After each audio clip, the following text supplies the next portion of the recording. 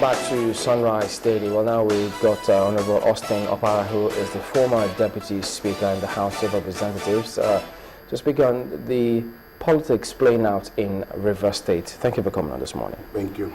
Well, Rivers State again is in the news. When we look through some of those speculations concerning why the IGP was sacked, as a matter of fact, Rivers popped up about how the elections went.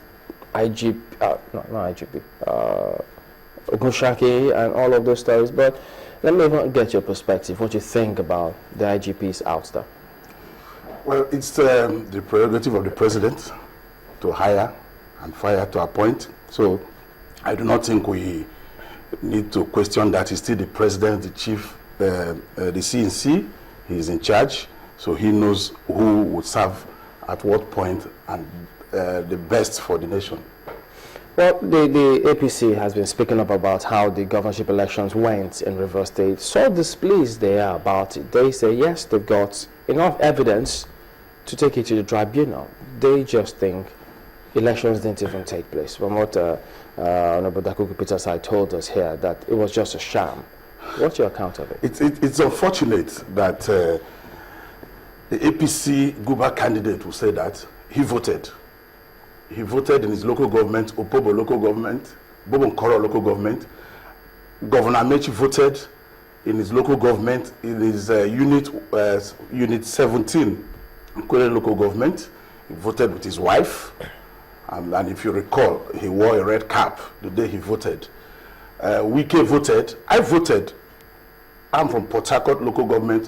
When I voted, there were international observers there. It's important to state that APC won in Eleme local government in Rivers State, both the governorship and the state assembly seat.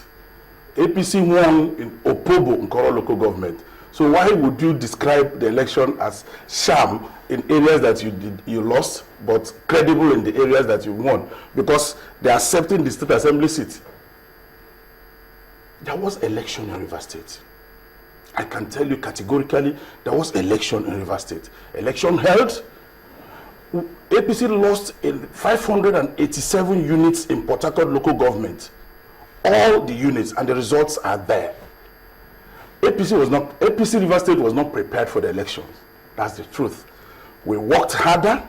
We visited 23 local governments. We visited at least thrice each of the local governments. But how is it that the incumbents in the state would not be prepared for elections? They say, look, people saw them also campaign, they prepared them. So how does that fit? Rivers State is a PDP state and will remain so.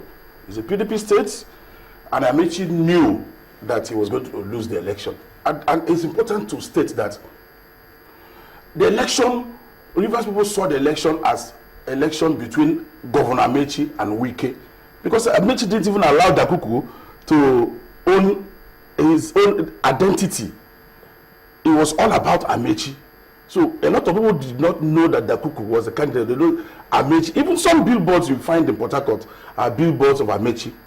But beyond that, Amaechi's relationship with people, there's practically no sector, no institution that is standing in Rivers State. You are aware of the judiciary. For over a year, the courts have been shut. The state assembly is sitting in government house. They even sat yesterday. The traditional institutions have been destroyed. The political class, of course, destroyed. That you know. Over 90% of the politicians you know are not with Amaechi. So there was no way APC was going to win Rivers State. So what do we say about all those? Because, I mean, APC had supports in Rivers State. We saw those who were protesting when they went to INEC office. We saw them when they went to Abuja, to INEC office. All of those, and those part of the support base of the APC in Rivers. Let me start with those who protested in Abuja. You know the difficulty, the process of moving 1,000 persons from Rivers State to Port Harcourt to Abuja. The difficulty of moving 1,000 persons. How many buses will you hire? Or how many aircrafts? Those are people that were hired in Abuja. All those who protested in Abuja? Most of them were hired in Abuja. What about those in Port Harcourt? Good. The same hiring process. Repeat the election in Rivers State tomorrow, PDP will win. I assure you. Rivers State is a PDP state. repeat the election tomorrow, and Rivers people saw Amaechi as a betrayal, as an instrument that was used to pull down President Jonathan. And the way to repay him wasn't to vote for his candidate, wasn't to vote for APC. So Rivers people came out and voted PDP. Is it what they saw or what people tried to sell to the people of Rivers? Both. Because campaigns, you are selling ideas to the people. So both what they saw and what we sold to them. But he also said that they had video evidence of those who were killed, video evidence of violence that took place, and that we couldn't say that the elections went the way it ought to go in Rivers. Because he lost. Video evidence of people that were killed. Where? Was it the day of the election? Was it before the election? Where? So nobody was killed? I won't say that, but on the day of the election, Port Harcourt local government, nobody was killed. On the day of the election, I can't record anywhere, probably one local government that I've heard, I wasn't there, but the story about killing, I'll give you an example. There's a local government called Oba Ebema Ndoni local government, Onelga.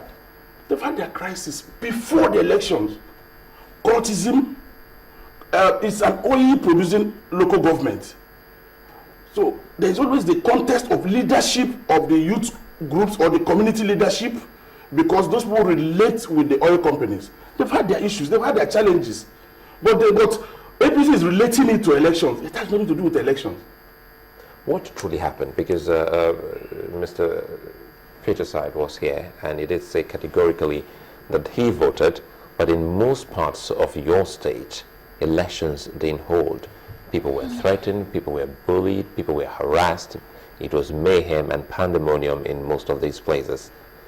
That's not correct. If it is I'm sure you watched him while he was here. Honestly, I didn't. But it's not correct. If you talk about bullying and people being intimidated, it's even APC that has intimidated people. Because Amaechi is the governor, Thursday preceding the election, the governorship election, I'm sure you relayed it. Amaechi had a stakeholders meeting where he said he was in control of security. The 2 days preceding the election, he said he was in control. I'm also sure you are aware that the eve of the governorship election, about, in fact, 2 a.m., I dropped the governor-elect. We rose from a meeting, I dropped him in his family house. 10 minutes after I dropped him, he called. Amaechi was at his gate with security men. Amaechi himself, with soldiers, with policemen to barricade his compound, that he would leave. He called the commissioner of police, who came and rescued and advised Amaechi to go. So who was intimidating who? So for you, I mean, you said he was there with police and soldiers, and he still called the commissioner of police. No. No, Wike called the commissioner of police. That's what I'm saying. Yes. And the commissioner of police could Advised still him and act. So advised him. in other words, the police was still neutral. Yes, very well. The police was... To the best of my knowledge, the yes. police was not partial. Yes. My colleague had asked you earlier whether or not you had any inkling as to why the IGP was fired. We recall that on that day, just a day, some minutes before a couple of hours before the elections were to start, the AIG, who was recently posted to the state just for the elections, we understand, was also made to go back to Abuja. Did you hear that story? No, that's not correct. There's some misinformation. The AIG, Tunde Ogunshaki, is AIG Zone 6, and his office is in Calabar, Cross River State. So he was covering the area. So if he left Port Harcourt, not that he was asked to go back to Abuja, but the issue is this: if the IG was fired because of River State, he had delivered River State, so why should he be fired? No, I'm asking. If Rivers was one of the reasons why he was fired. I'm asking if you're aware of that particular story, that he was recalled a couple of days before the elections in Rivers. That Tunde Ogunshaki was asked to leave? Yes. Well, that's within the powers of the IG. It has nothing to do with us. Had nothing to do with us. When he was deployed to River State, we didn't know. When he was asked to leave, it wasn't our business. But the important thing for us was to win the election. Were you worried when River State was listed amongst the state that was, you know, we should watch out for in terms of being a hotspot? Yes, but that happened because of the nature of Governor Amaechi. I'll give you an example of what is happening, because it's building up again. Amaechi's tenure ends May 29th, which is barely 5 weeks from now. 2 days ago, today is 22nd, on the 20th, the State Electoral Commission and gave notice of local government election.